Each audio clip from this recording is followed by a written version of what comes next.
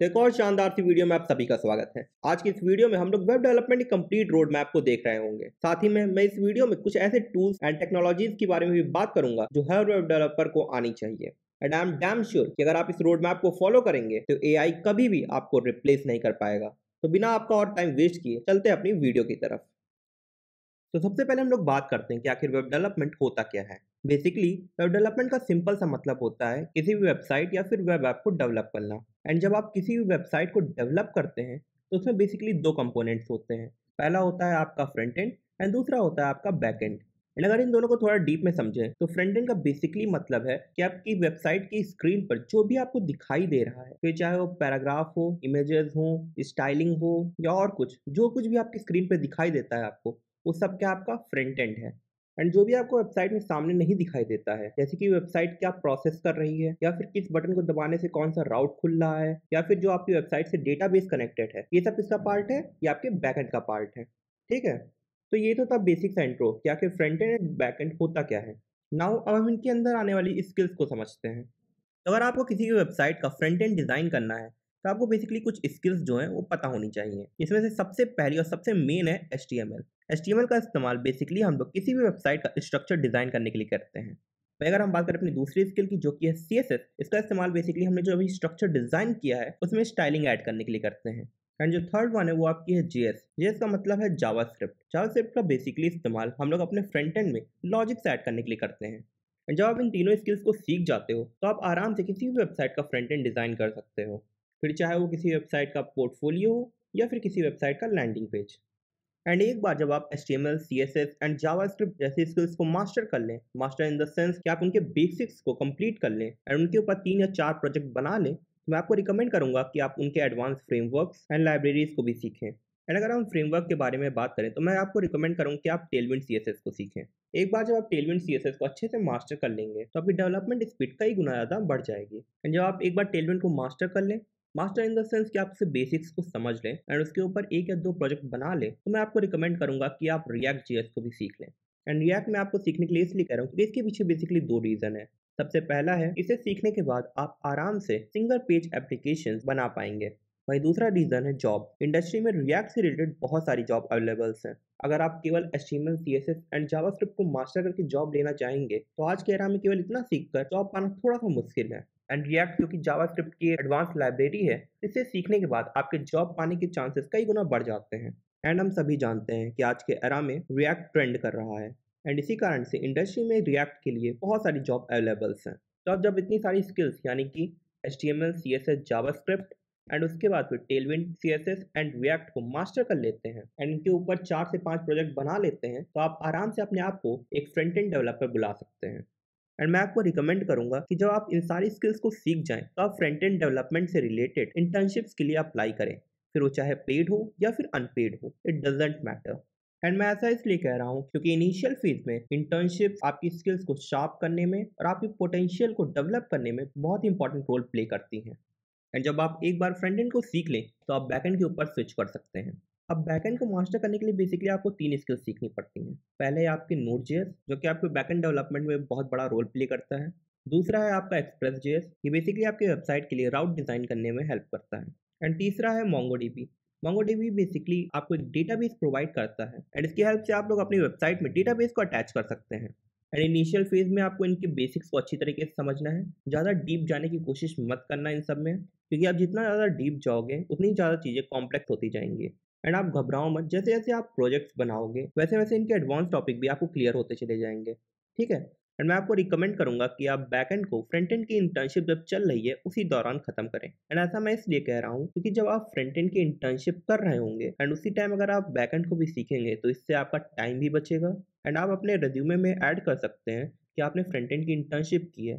तो जब आप नेक्स्ट टाइम किसी इंटर्नशिप के लिए, जॉब के लिए अप्लाई करेंगे, वहाँ पे आप आराम से दिखा पाएंगे कि आपके पास एक्सपीरियंस है। साथ ही में जब आप फ्रंट एंड और बैक एंड अपना दोनों खत्म कर लेंगे एंड इन दोनों का यूज करके एक पर्टिकुलर वेबसाइट बनाना सीख जाएंगे, तब आप अपने आप को एक फुल स्टैक डेवलपर कह सकते हैं। एंड यकीन मानो, फुल स्टैक डेवलपर्स की नीड बेसिकली हर कंपनी को होती है एंड साथ ही में जो कंपनी आपको स्टाइपेंड प्रोवाइड करती है इसके लिए, वो भी काफ़ी ज़्यादा हाई होता है फ्रंट एंड डेवलपर और बैक एंड डेवलपर के मुकाबले। ठीक है, तो मैं तो आपको यही रिकमेंड करूंगा कि जब आपका front end and back and खत्म हो जाए तो आप फुल स्टैक की पेड इंटर्नशिप के लिए अप्लाई करें। अब मैंने यहाँ पे अनपेड का नाम क्यों नहीं लिया, क्योंकि आपने पहले ही फ्रंट एंड खत्म होने के जस्ट बाद आपने फ्रंट एंड डेवलपर से रिलेटेड इंटर्नशिप की है, तो उसका एक्सपीरियंस जो है वो कहीं ना कहीं आपके फुल स्टैक डेवलपमेंट की इंटर्नशिप में मदद करेगा।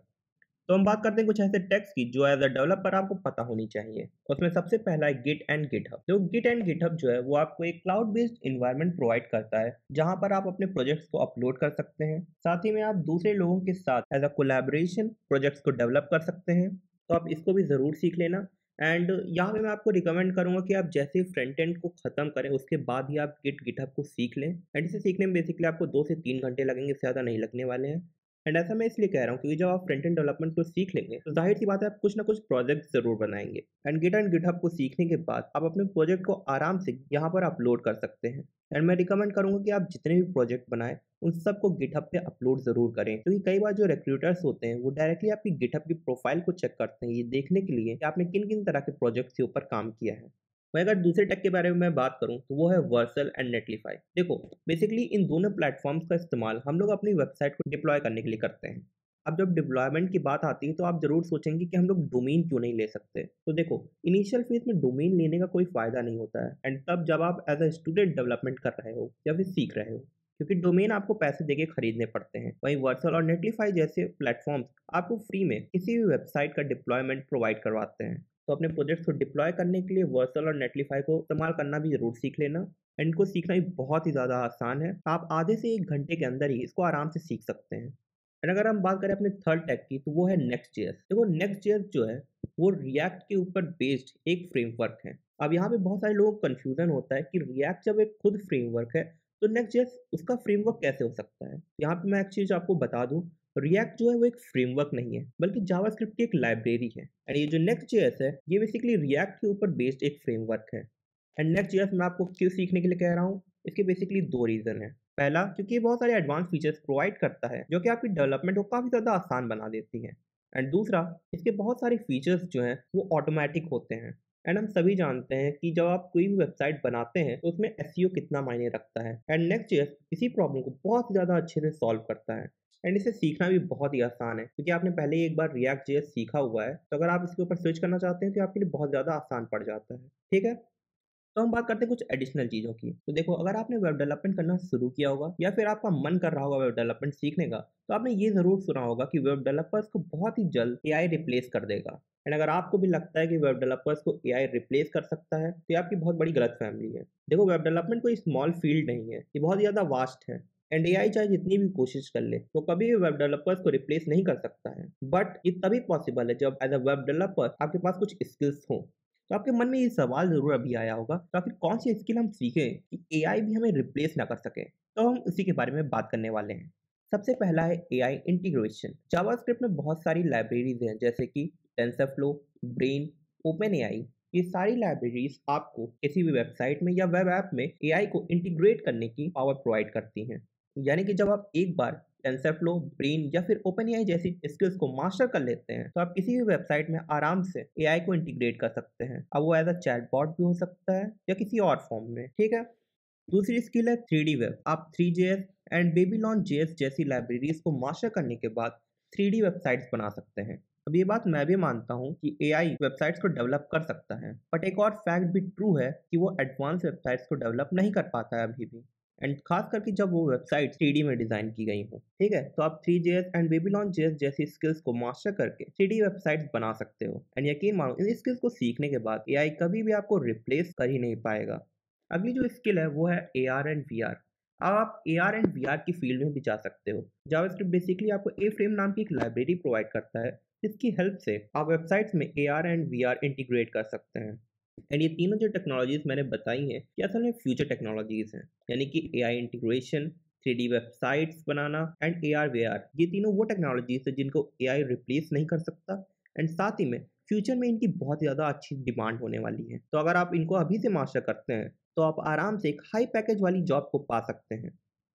तो हम बात करते हैं कुछ ऐसे टूल्स की जो एज अ डेवलपर आपको यूज़ करनी चाहिए। एंड उसमें सबसे पहले है एआई, जैसे कि chat GPT, Copilot, cursor AI.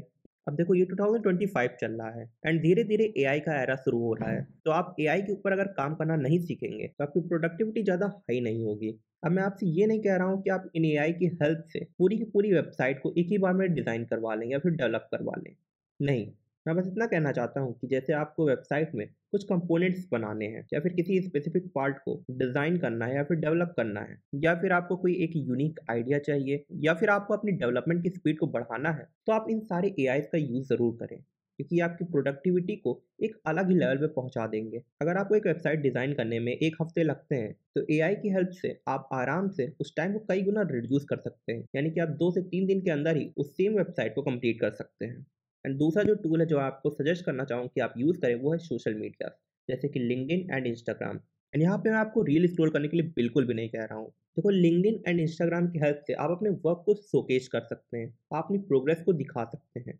And यहाँ पे मैं आपको रिकमेंड करूंगा कि आप स्टार्टिंग से ही लिंक्डइन एंड इंस्टाग्राम का इस्तेमाल करें। यानी कि जब भी आप कोई अपना नया प्रोजेक्ट बनाएं, तो आप अपने लिंक्डइन एंड इंस्टाग्राम पर शेयर करें, या फिर आपकी जो जर्नी चल रही है कि आज आपने क्या किया इन द सेंस क्या खाया, क्या पिया, या कहीं घूमने गए, इसके बारे में बिल्कुल नहीं कह रहा हूँ। मैं कह रहा हूँ कि आपने आज क्या सीखा, क्या स्किल्स डेवलप की, क्या बनाया। इनको आप अपने इंस्टाग्राम या फिर लिंक्डइन की पेज के ऊपर शेयर करें। एंड इसके पीछे एक बहुत इंपॉर्टेंट रीजन भी है, क्योंकि जब आप किसी भी जॉब के लिए अप्लाई करते हैं, तो रेज्यूमे के साथ साथ वो आपकी लिंक्डइन जैसी प्रोफाइल्स को भी चेक करते हैं।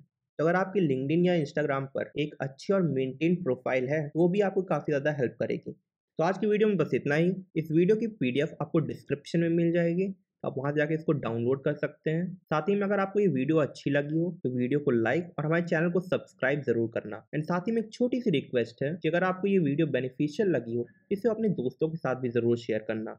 अब हम मिलेंगे अगली वीडियो में, तब तक के लिए बाय बाय।